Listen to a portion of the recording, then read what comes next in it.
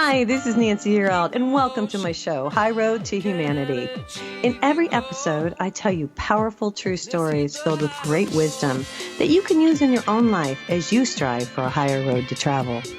My featured guests will have their own unique stories to tell that enlighten your mind and your soul. So kick back, relax, and learn the secret to success when you take the high road. First touch, strong connection, it lays deep in your soul. Hi, this is Nancy Yearout, and welcome to High Road to Humanity. And I'm here today with Kevin Jeffers. And Kevin, welcome to High Road to Humanity. How are you? I'm great. How are you doing? I'm having an interesting morning. Well, cool. You guys, he's written this really cool book. It's about consciousness. We're going to talk about all kinds of stuff. We're going to talk about soul retrieval. We're going to talk about dragons. I'm going to ask him about angels, see what he knows. But he says the title of this book refers to a singular moving experience that he had, which he now calls the pattern. And he says the pattern was for me an effort by spirit to describe ineffable state of being, I'm going to say ephemeral yet impactful. Okay, so this is what he says. Now we're going to check out his book today, but let me read you Kevin's bio. Kevin is an author, and he's been helping people retrieve their lost or incomplete souls through the process of passing over for many years. His new book, The Pattern: An Exploration of Consciousness, points to a pathway for people to experience more self-awareness and manifestation. Boy, this is coming here at a time that we really need it. I want to hear your story. I want to know what happened when Spirit showed you the pattern. Well, I was sitting in my meditation chair Yes. about 2 o'clock in the morning and meditating. I do this every day. And I went into a very deep, relaxed state. I connected with spirit. So for me, this is all steps and process that you need to go through in order to communicate. Right. So I did what I did. And then when I was ready to wrap my experience up, I was kind of thrown back in my chair by this incredible visual. And the visual was that of a blue-white grid that underlay our reality. Okay. And within that grid is the full expression of consciousness that we will ever hope to achieve. It's like a radiance. And we pick this up according to what we want to know, what we can know, and what we're comfortable with knowing. It starts slow, starts at the beginning of our cycle of consciousness for a long, long time ago, and then just progresses as we achieve different states or different levels of awareness. Okay. And I'm not talking about the physical body. The physical body is what we agreed to come here to deal with. I'm talking about the spiritual body. We are progressing, all of us are progressing towards transformation. Mm-hmm. And eventually completion and leaving the need to be in the physical world behind. Right. So when you saw the pattern, is this when you started? I guess I kind of want to put the pieces together here. When did you realize that you were missing parts of your soul? You know, I've heard about soul retrieval. I'm from New Mexico. Well, originally from Michigan, but spent a long time in New Mexico. People talk about soul retrievals and stuff, and it's all like ooey gooey. But then I read your book, and you take off, and you're like, you go to Greece, and you start to see your past lives. I want to understand this and talk to the audience about this, because I want to get this. Well, this is the way I was born. Okay. Probably a descriptor that would keep everyone happy would be a natural sensitive. Okay. And I experienced energy patterns and flow since in my remembrance about 5 years old. Oh, wow. And then it was like stacking. Every new experience stacked on top of the previous experience. And I started to gain some kind of coherency about what I was going through. Okay. And in the book, this first occurred, this was triggered through past life regression. Right. And 50 years ago, past life regression was not talked about, Yeah. was not published. As now it's common, everybody understands what is happening or think they know what's happening. Back then, it was weird. And it Mhm. wasn't generally acceptable because hypnosis was a very formalized process of licensed people who viewed hypnosis as the cure-all methodology for people ailing from various mental issues. Okay. So in that experience, I mentioned when I was 18, maybe it was 17. Yeah. I went to a local hypnotist who claims he could do past life regression. And I laid down on the couch because, all the cartoons show people laying down on couches when they go to a therapist. Right. So I lay down on the couch and I'm ready for anything to happen. At that age, you're ready. Yeah. Whatever you know. happens, happens. Yeah, you're good. You're good. Whether you are or not is another matter. So I just relaxed and he suggested that I start counting backwards from 100. And then my awareness of that room diminished. And by the time I got to 90, I think it was, I was out. Wow. And then he deepened the suggestion that I could do this again and again, and everything would be okay, wake up, feel refreshed. And what I experienced that time was a past life. Okay. And I'll share that. The past life was that of a Viking, Okay. a very young Viking. Probably, I looked around, I saw my father, who was the captain of the ship, so I assumed I was a part of the ship's crew. Mhm. And then I had been trained to do all the things the Vikings do, which I probably won't mention most of them right now. And I was up on the post I was up on the mast as a lookout. And as these two ships came together, I saw this object flying through the air and I looked down and it's a spear that went through my heart. Oh my gosh. So needless to say, I was quite dead at that point. Yeah, that's crazy. And that kind of wrapped up the first adventure, which I wasn't sure I wanted to do a second one, but that resolved itself. So out of curiosity, I looked down at my chest and I had some kind of mark there, exactly where the spear went in. And it's weird. In this life. This life. I'd never noticed it before. Okay. But now I'm paying attention. Mhm. So I went to the hospital and I said to the doctor, I've got this little thingy. Is it a tumor? Is it, what is it?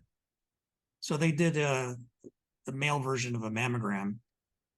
And he looked at it and he said, you actually have a fibrous growth on that exact spot that is not cancerous, nor will it ever be cancerous.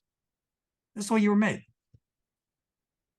So you brought that scar with you from that life after lifetime. life after life after life. Yeah. So clearly something was not resolved in that experience. But it was interesting to have the doctor affirm that this thing was just something I was born with. Okay, I'm going to stop you. So because it was still there, that's what gave you the indication that it hadn't been resolved. In conjunction with the past life experience, the hypnosis. Okay. The hypnosis opened the door, but then it was up to me to walk through it. Gotcha. Okay. So then what? Then you're like, what's going on here? Well, then I thought it was like totally cool because the combination of the experience of the past life regression, the lifting out of the body, going through the roof of the house and into that life showed me that these things that I've been inquiring about internally are possibilities. So I went back to the hypnotist. By then I wasn't too nervous. And I learned how to adjust my energy, looking at energy in the body as a color pattern to achieve that state of relaxation and openness to different forms of consciousness. yourself. to start with. It evolved into healing, but that's another story. Right. Okay. Were you nervous to do this without somebody being there? The first time, yes. I bet. And then So, I had an interesting thing. My mother, who was also into this stuff, would kind of showed me different writings of Blavatsky and Steiner and all those famous early guys. mhm, Became my, I guess you would call moderator. okay. So I not yet learned to anchor myself in the experience. It was more of a free float, and she would monitor. She'd be my monitor by making suggestions. I go into that state, review the energy configuration of my body, make any changes that are needed for my better health, Hmm. and then move out into whatever space was the next thing to do. So this is how you heal people. You look into their energetics of their body, you see what's up, just like a scan would do. You Yeah, scan it. Yeah. yeah. I love it. So you've helped a lot of people. I don't talk about it. Okay. I want to rewind a little bit. You mentioned color. Mhm. It's always stuck with me. I had Patty Conklin on one of my first shows, maybe 5-6 years ago. God. And she talks about how she healed herself with color. And it really stuck with me. And so I bring in the color. Like I don't just bring in the light, I bring in all the color every day. And I do it because I think, this is me, that it heals. Each color heals something different. What do you think? I think that you're onto something there. But I just do it intuitively, and I knew somebody healed themselves. So I thought, well, what the heck, can't hurt. I can see the colors in myself and other people better when I'm in this meditative state. Got it. But when I heal, it's actually very simple. I call upon my guide, my Right. spiritual mentors, and ask Mhm. them for their help in the healing of somebody. Okay. And I find that I heal with a combination of ear and hands. The energy flows in and then it goes out directed through the hands. I found out over time you don't have to do the hands thing. Yeah. It goes out in a directed manner to the location that needs to be healed. Mhm. And many times I didn't know what needed to be healed. People don't want to tell me. I said, okay, I want a healing, something's wrong. You go take a look. Tell me what the deal is. Mhm. And I actually like that approach because I have no preconceptions. Right. I just know from a distance, this is distance healing, whether they're a man or a woman, and what the position of their bodies are, and kind of what they want to accomplish. Some Did you? people went into these sessions, they didn't know what they wanted, Mm, but inevitably, just being human beings and having lived here for a while, we pick up all kinds of energetic garbage. yeah. And people don't realize that when they're activating a negative emotion, they're creating what I call a data pack or a thought form that is like a burr that sticks on their energetic field. Right. How do you And, get that off?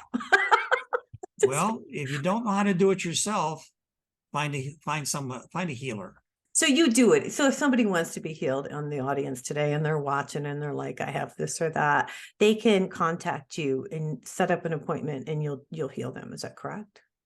Incorrect. Okay, talk to me. I don't practice anymore. How Public come? Why? is draining. Oh yeah, I would imagine.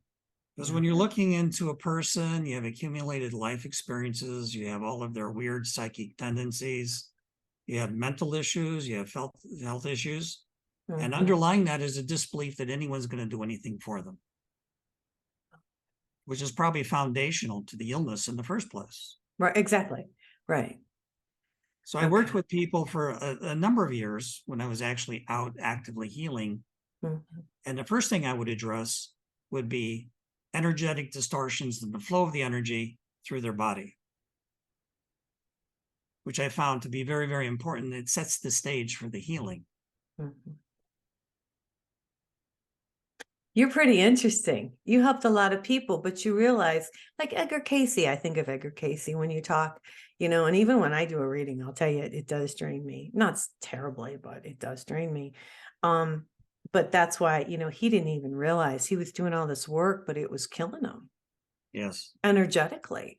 And I will say, and I'll just talk to you about this because we're having a conversation today, but certain people that come on my show, even though we're in Zoom, if their energy, I'm an empath, if their energy is really strong, it'll screw me up for the whole day unless I really, really protect myself before I come on the screen, and people don't realize that the energy comes through the screen.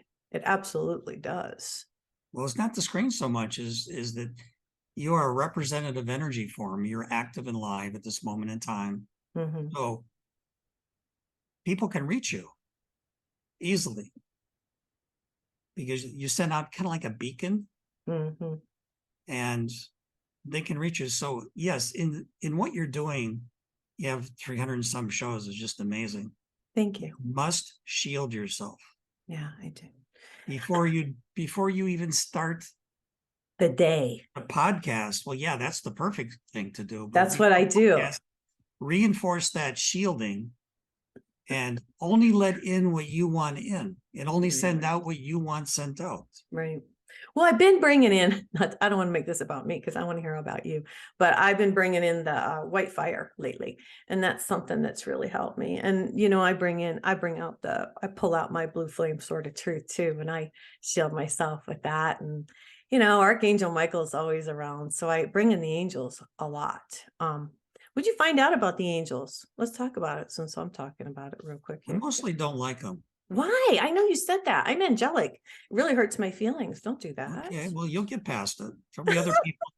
Why don't you like us? What's up? There's good ones and there's bad ones, right? Because I've met the good ones and the bad ones. All right, talk to me. They're not all bums. Right. When you get to the higher level, what they're representative, what I call houses, or their organized totality of their consciousness, when you reach that point, they're real charmers. Yes. And sincere and honest. Yes. With the lower level angel, this is kind of like learning the angel business. Mm. They have their own agenda. And they want to become like dad or grandpa. Oh. So they have to collect energy. They're brutal. They steal energy. Steal energy, yes. And I've had that too. And I'll bring that up because you did. I've learned, unfortunately, the hard way, that I have to really watch that because there's a lot of energy vampires and they think it's okay. I just want to say this because it pisses me off, excuse my language, that people will steal your energy. I've had lower level entities suck the energy. They do. And I've dealt with this. I call them parasites. Okay. Yes. But they're not yet fully conscious. So they don't realize what they're doing? It's a primal energetic form that taps into people to energize themselves. And it's just not like they float around and tap into everybody and anybody at any time. There has to be a fundamental compatibility between you and the attachment. And there are all kinds of attachments. There are attachments of the moment. There are what I call legacy attachments, because they go down from family member to family member to family member. And some you pick up in a previous life and you just don't know how to shake them loose. Mm-hmm. Those you have to be very careful about, because the ones that go through your hereditary line, through your blood, your genes, your code, know how to do this. Yeah, they know how to suck your energy. And the sucking is interesting because it's not sucking. It's not like one of those weird movies where the monster opens its mouth and starts sucking stuff out. Wait, I'm going to stop you. Yes, it is. Because I had a guy one time call me up and I could hear him go like that. Okay. So he's sucking my energy, dude. Well, that's a visual dramatization, I hate to tell you. All right, tell me. I'm ready. I'm ready to listen, Kevin. You have to step into the concept that all of life is energetic. Yes. All life. Yes. Animate, inanimate, man, animal, reptile, whatever. These are all conscious entities. They're just perceiving in plants, don't forget them.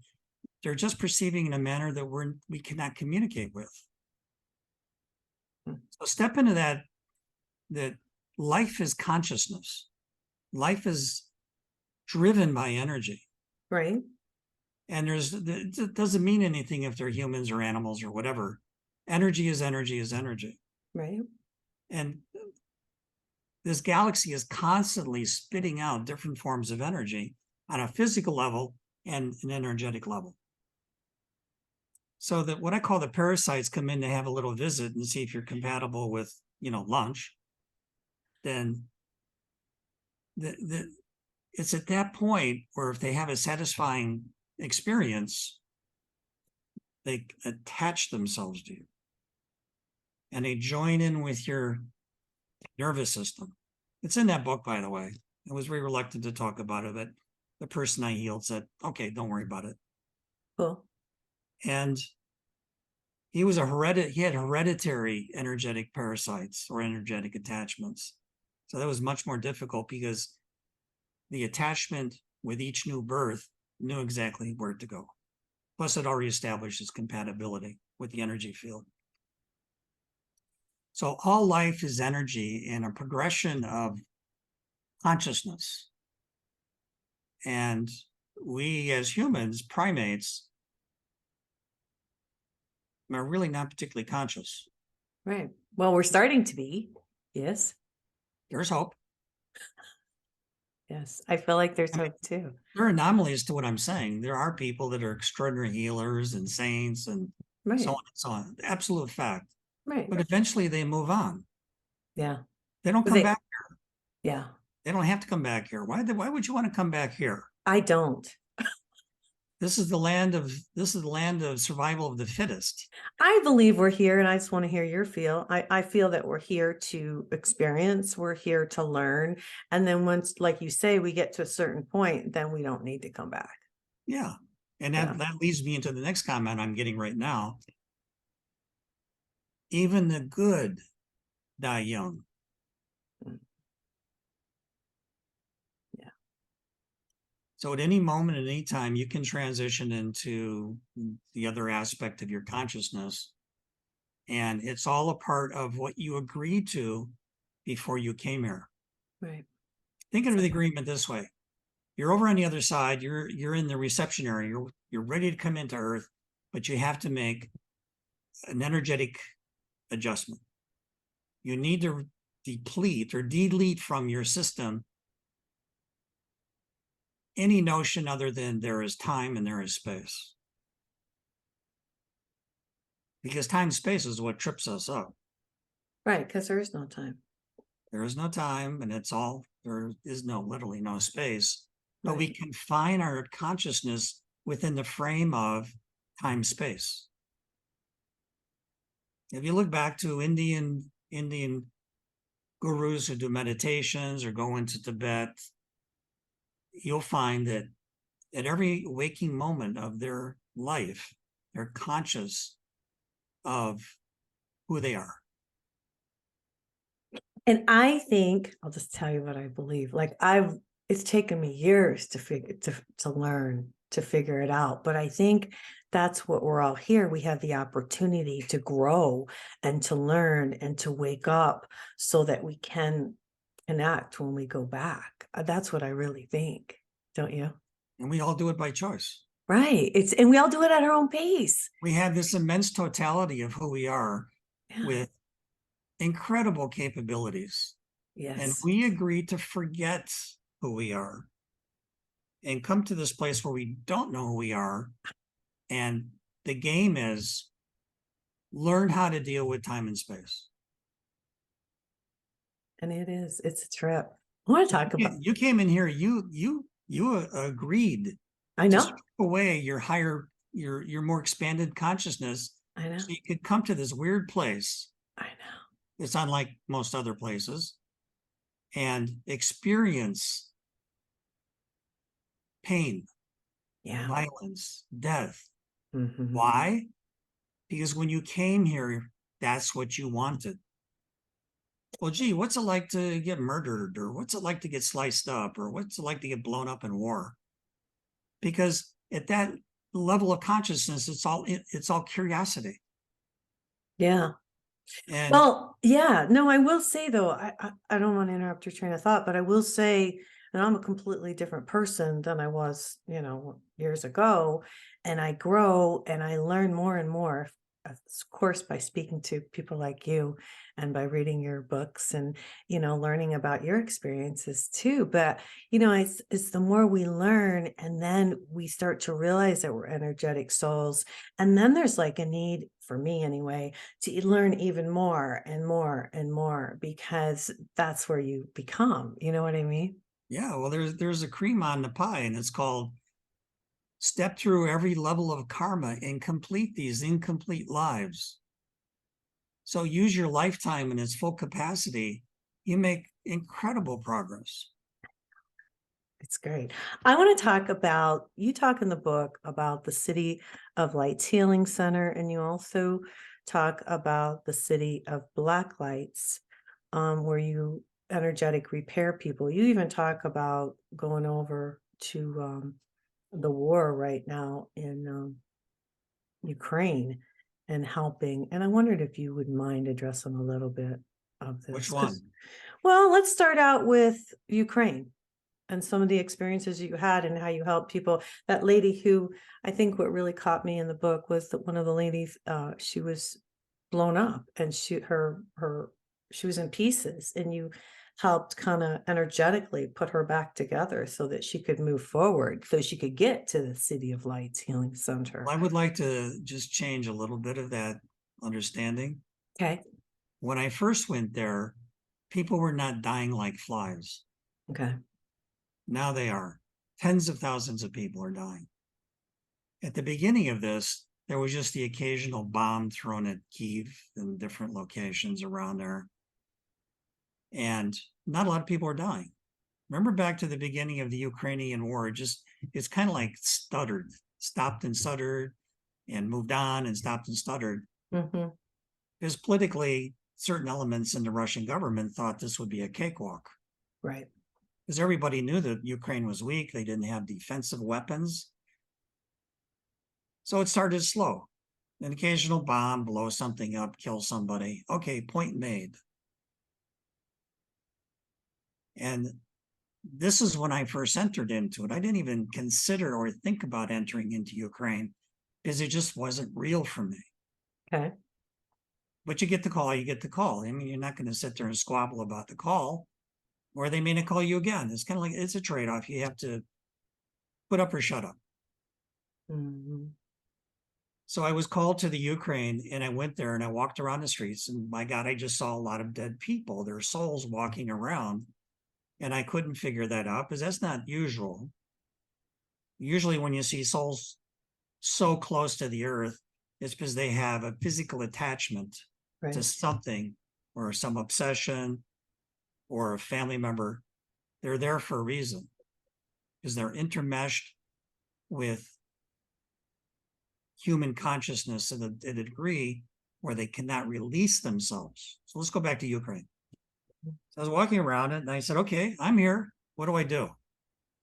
And my guide pointed to a pile of rubble.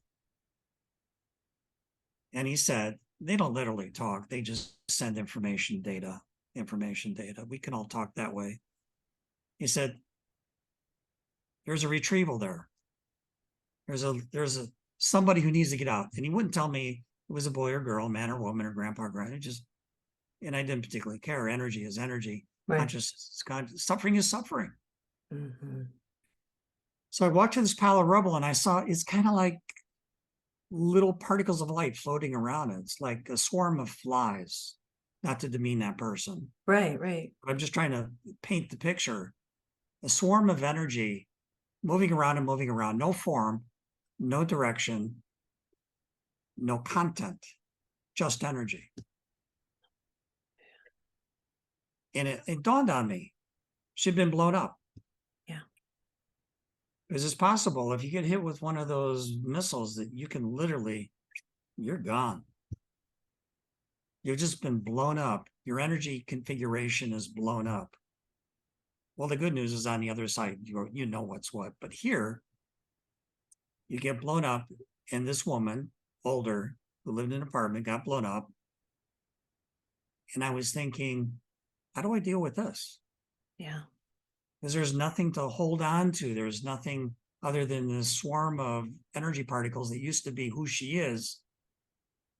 And then I had this remembrance Mhm. of in the city of black lights, which is where energy is created and used, in my experience. It's a state of no time. So I was thinking, well, okay, maybe there's a possibility here that I turn the clock back a day, and not my physical self, but my energetic self. And I That's went, crazy that you can do that. Let me just say that. yeah, it's I fairly, just, yeah, you can do it. okay. All right. Yeah, actually, you'll find this method in the Monroe material, Bob On how to, Monroe's book. on how to do it. Okay. Not Thank you. yeah, no, not how to do it. Nobody knows how to do it unless you do it, but it is possible. Moving in and out, back and forth through time, but it's your consciousness that's transitioning forwards and backwards. That you're not your physical body, or it could be, but I don't claim to be at that point in my spiritual elevation that I can do That you both. can do it. Okay. And there are people that have done it. There was Padre Pio in Italy who could be at more than one place in a physical body, or what represented a physical body. Okay. So long story short, I went back a day and I went to that place, and there was the woman just chatting with the neighbors, buying some vegetables, taking care of her kid, of the grandkids, normal life. And I stepped into her energy like I would do a healing that we talked about previously. Right. And I tagged her. I made a connection to her. I call it tagging. It's when you take a piece out of them and you put a piece of you in, and they come together. You're forever tagged to people. You're forever aware of their consciousness when you do Interesting. that. Interesting. And Yeah. it's not always a cool thing, but Right. I was thinking that. Go ahead. no, the work is the work. What does Right. spirit care? Spirit care. So I tagged her. And I said, now this is all theory to me. It's not theory to other people, but it's a theory to me. I said, okay, I went back a day energetically, tagged her, and now I go to the present moment, which I'm still in the energetic body in Ukraine. Right. This is all happening here. Mm-hmm. So I come back, little energy particles are still floating around. But then, because I had tagged her, I could reach in and touch her. And that's what brought her That's form. the retrieval. That's what brought her all out of that rubble, her soul out, her energetic field out. All the things that were her that Right. in the earth plane were destroyed. Right. And then I took her to what I call the city of lights. You mentioned that. Yeah. Talk about this. That's like an energy center, a school center. That's where humans go when they're not encumbered by the earth. That's where they go to learn. You have to learn someplace. I mean, school doesn't stop when you stop going to school. There's more school. Yeah. Yeah. But at Yeah. least on that level, it's a joy to go to school. I want to know your feel on this. I don't want to spend a ton of time on it because I got a couple more things I want to talk to you about, and we've been on for a little bit, but I want to understand, oh my gosh, that just went out of my head. I guess I wasn't supposed to understand that. It'll come back when it's time. That's crazy. Okay, let's talk about Gaia. You met Gaia August 28, 2021. In the morning, I journaled to God and I journaled to Gaia because, I feel like Gaia is like a real person. And you talk about Gaia as a real entity, a real person, a real energy. Talk about her. I want to know. Well, I've heard so much about Mother Earth, and I always thought it was some kind of story, Mother Earth. But there, I did have an energetic connection to the Earth. So I said, Right. okay, today is a good day to go find Gaia. Yeah. So I followed the energy downward from my, if you want to say, feet, which are stabilized within the land you walk or the place you are. I followed that to its source, and the source is Gaia. Gaia is the ultimate mother. She's constantly engaged in creation of consciousness. Just amazing. Well, I learned that later. So when I first went to the place, it was like going into one of those Dungeons and Dragons or Dragons and Dungeons. You go down, there's a dungeon, a flickering light. And I said, oh, come on, Kevin. Modify yourself. This is silly. It didn't stop. So I was walking and walking, and then I was heading towards a brighter light down in the earth. Could have been anywhere, but for me, it was down in the earth. That fit my picture of what I was experiencing. Mm-hmm. And I walked around a corner, and there are a whole bunch of people, countless people, on their knees bowing to Gaia. What she look like? Well, that was weird Okay. because she looks like almost like a Grecian god with the draped robe, but her head was spinning because she was seeing all things in that moment. Interesting. And then one of her guards or guides or someone that took care of her really got pissed off at me, got mad at me and tried to push me out. And I said, look it, dude, I came here. I'm not leaving. All I want to do is approach Gaia, pay my respects for everything that her energy has given me in this life and other lives. Right. And I bowed. This is a god. Yeah. And you don't annoy gods. Bad news. So anyhow, here's a representative, and I keep saying that, representative of the creative energy that takes the form of a woman who is all knowing in all things. And not a god replacement, just one of the supplemental elements of Earth. Gaia has been worshipped on Earth for tens of thousands of years in different forms, in different locations, in different cultures. And I swear, my imagination, just for a second, I caught her attention. And the first thing I thought was, this cannot be a good thing. So I bowed and left. And by then, the guardian was kind of smiling at me. He said, she looked at you. And I still have no idea what that means. So I left that location and then went back to where I was going, but that was the Gaia experience. It's crazy. In its summary, not its totality. Well, and I had somebody else on the show recently, and I don't know why I never thought about this. I always thought Mother Nature and Gaia were the same entity, and they're not. Well, they're just names. Well, I mean, but they're still Gaia. Okay, this is what I think. I don't know. I don't know everything, but this is what I feel. I feel like Gaia handles the earth, but Mother Nature handles the animals and the plants and all of that.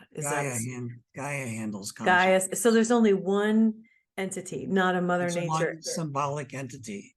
with You're one not going to consciousness. pack Gaia into one little body. What I was being shown was a representation of the creative energy of our galaxy. A creative energy that was just way beyond any understanding by me. Right. That guided consciousness through the experience of Earth. And I think there are different levels of what you call Mother Earth. Yeah. But it's not Mother Earth walking around embracing everything. Right. It's a consciousness. It's one of the shapes and forms that Gaia uses to guide humanity to where we're going. Right. Interesting. Very interesting stuff. All right. I want to talk about, oh, this is what I was going to ask you. Different levels in heaven before I was going to ask you. I feel like, and I've read, and I don't know, I guess came up with this concept that, when we pass, there's different levels because we still, have to learn. And so maybe, I'm here and my sister's here and maybe we get to visit, but we're not on the same level. Is that right? Pretty much. Okay. I My thought so. descriptors on that is you call them levels. Well, what? I call them frequencies. Oh, okay. I can deal with that. Yeah, yeah. I wrote a book on energy, so I do understand the energetics of all of this. But I'm learning so much from you today. So thank you for coming on the show. And thanks for writing this book, by the way. It's pretty cool. A lot of good information in here, you Well, guys. it's been a long time in the making. Yeah. I wanted to ask you, and I asked you before the show, and then you started to tell me, and I'm like, no, don't tell me now. I really am into the dragons, and it's interesting. Years ago, don't laugh. He laughs at me. Years ago, I used to collect dragons, and then I got married to this weirdo. I was like, why do you have dragons? And I got rid of them. Oh, why did I do that? So now I'm back, and I'm like, okay, I'm craving my dragons again. And if there's a dragon energy that is here. And I know that there are 4 guardians of the consciousness. And I want you to talk about them because I just like to know more about the dragons who protect the earth. Well, the dragons, as I call them, which is an incredibly evolved intelligence that have been with us from the beginning, are the channels of consciousness that come into us in different forms. You have water, you've got earth, you've got wind. Each one of those are characteristics of consciousness that we need to embrace to move on. Okay. And when the dragons are quiet, we have problems. But the dragons are extracted from Chinese mythology. Dragons always been a critical part of Chinese philosophy and mythology because they represent wisdom and strength. But they're a little bit more than that, but that's a good descriptor.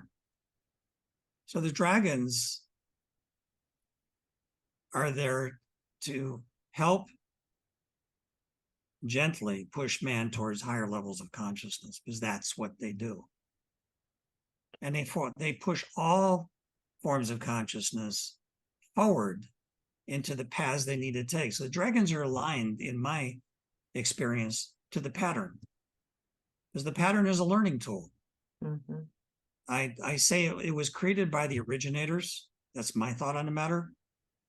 And it's there for one simple reason, to show us a way to higher consciousness.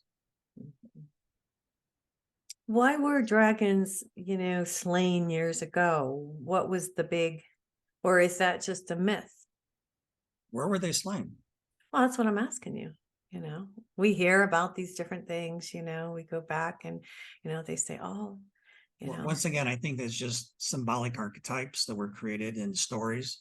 Okay. A dragon was something that looked like a dragon, it acted like a dragon, some person that was bad. Okay. Rarely do you ever see dragons being good. Do you see them as being protectors of the earth? Totally.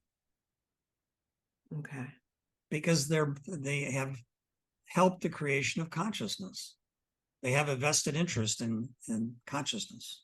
Has anybody visually seen them, or can we visually see them, or is there The any? closest was the Chinese scrolls from about the 15th, 16th century that represented dragons. Okay. But they're very different than what you see today. The dragon was benign at that time, and it's evolved into fangs and sharp claws and horns on its head and all that kind of stuff. And it wasn't like that. No, it's like Satan. Everyone thinks Satan is a bad guy. Satan was created originally. The concept of Satan was created within Jewish theology that the Christians picked up and expanded it because they needed a bad guy to point the finger at. This is the source of your trouble. This is the source of everything that's going on. And to me, it's just nonsense. What do you see now that so many people are waking up, and they are, by the way, and that's why I do the show. That's why you write books, we all are doing our best to kind of get the information out there. What do you feel in the next couple of years is going to happen here? It's not going to be pretty. Mhm. Just to Can- go to the next thing, you need to go through what I call the fire.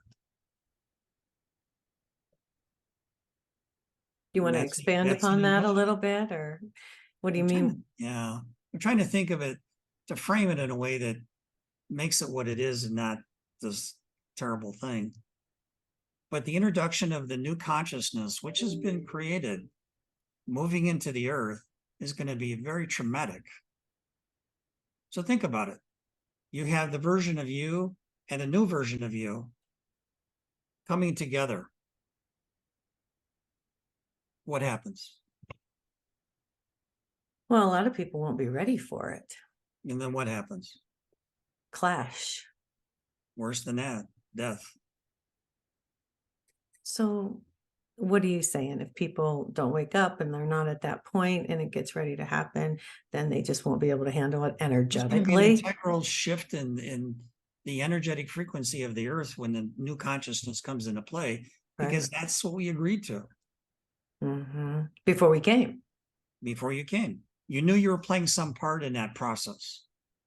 And it could be a small part, a big part, whatever part it is, it's who you are, that you designed, you created, you watched over to come into the earth and do something.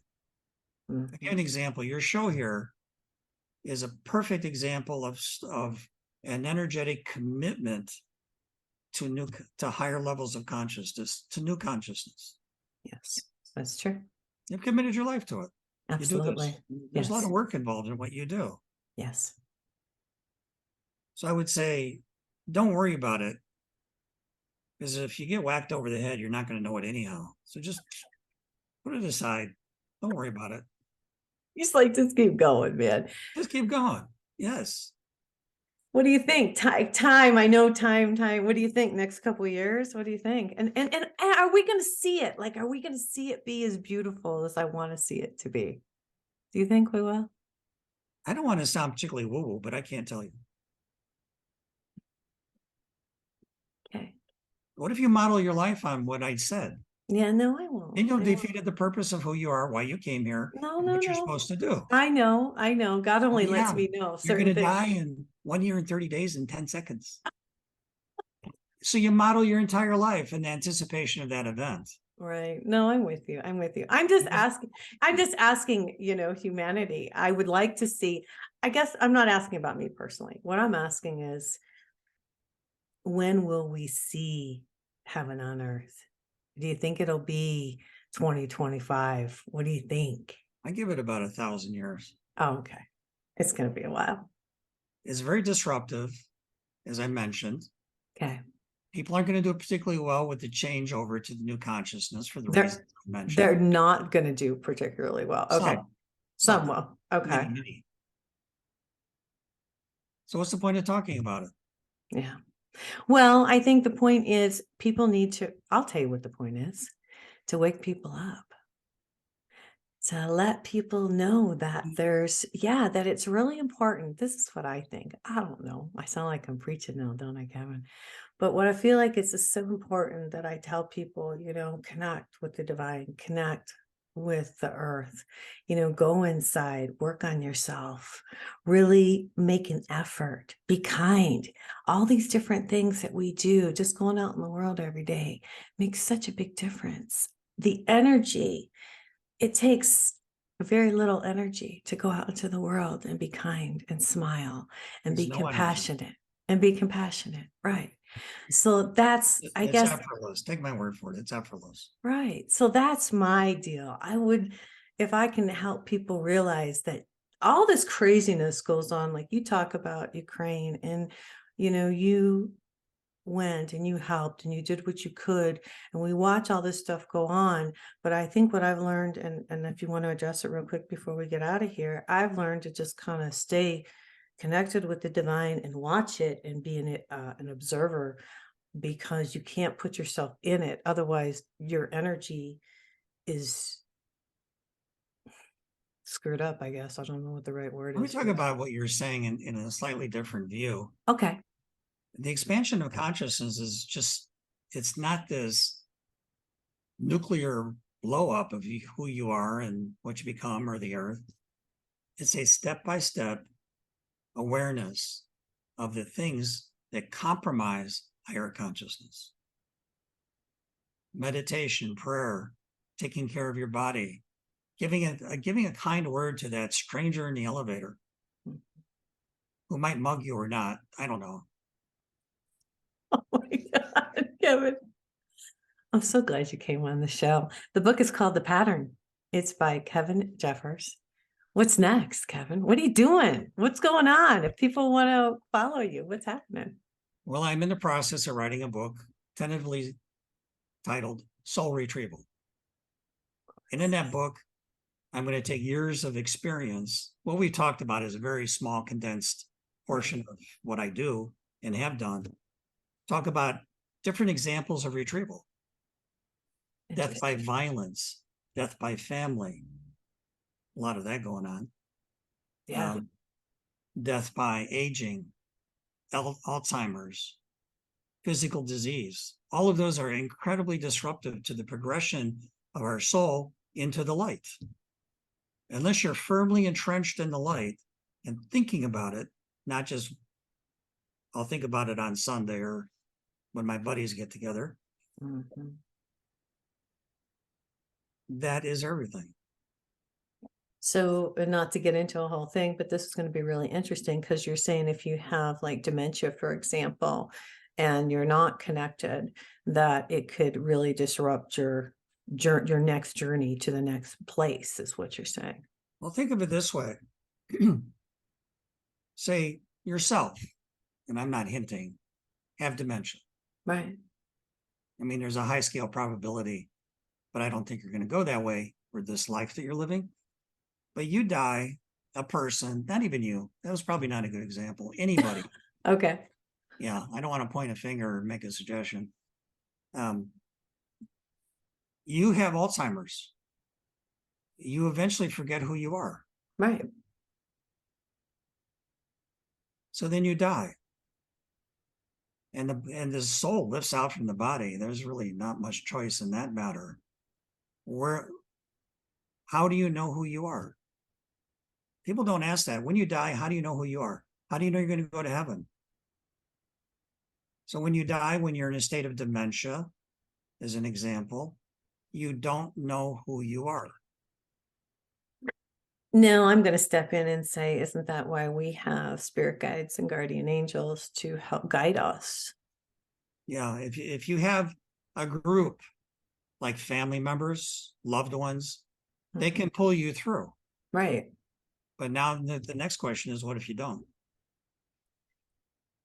You always have a guardian angel, though. What if your soul makes a decision that you need to experience this process of not knowing?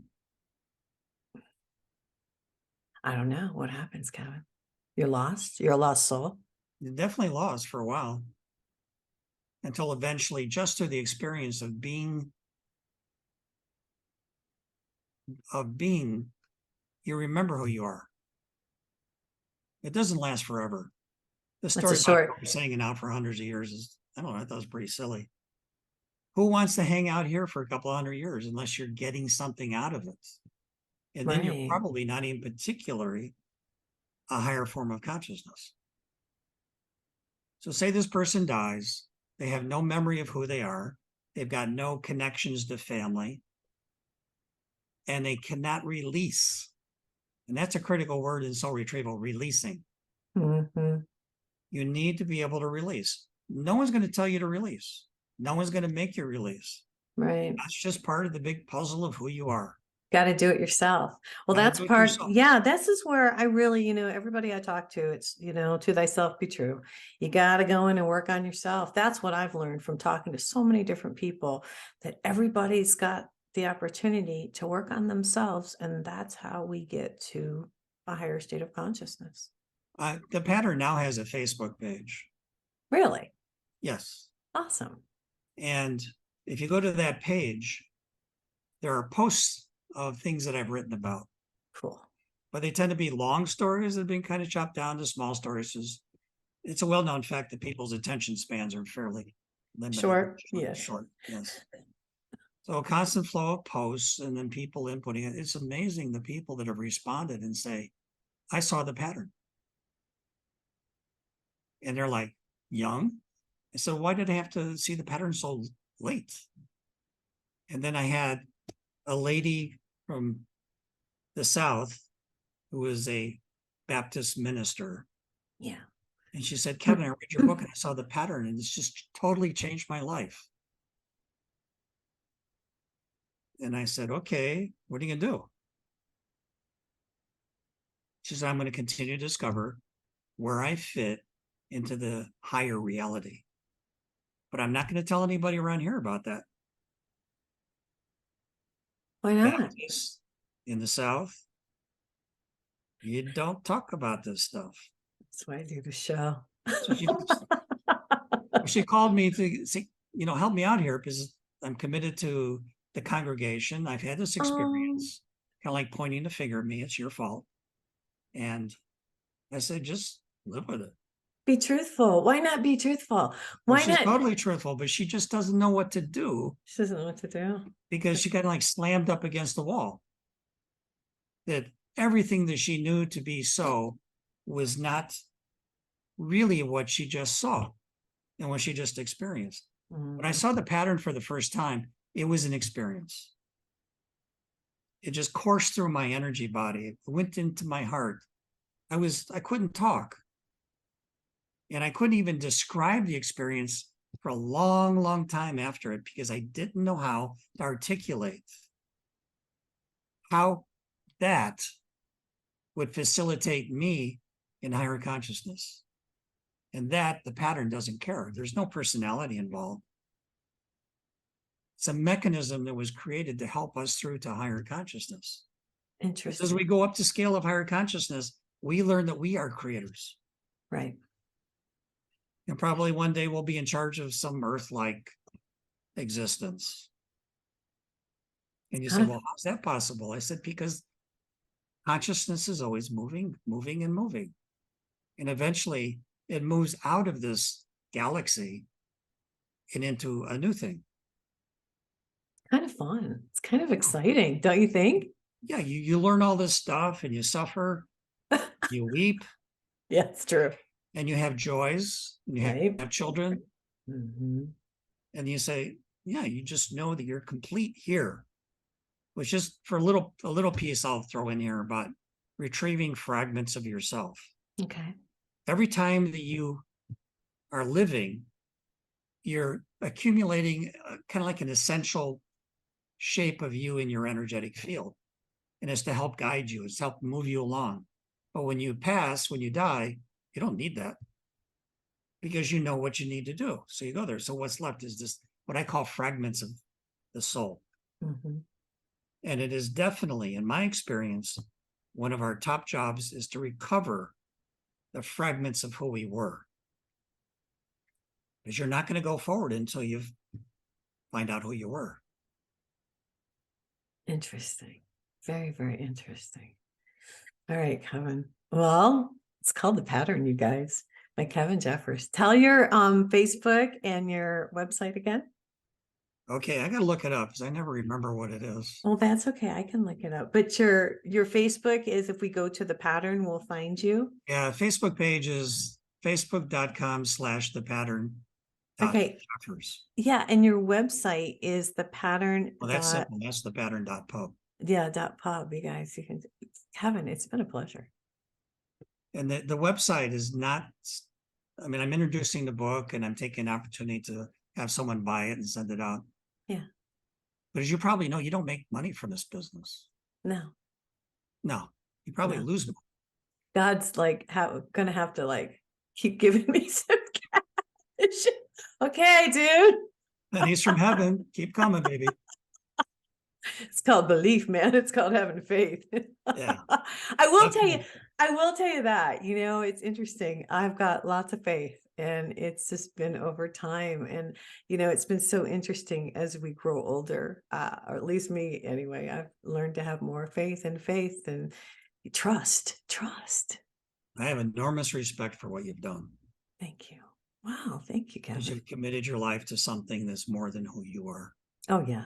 This is to help humanity. This is what I'm doing. Thank you for saying that. That means a lot. God bless.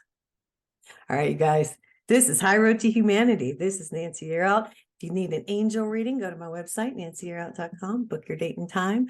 Everybody take care and have a fabulous week. God bless.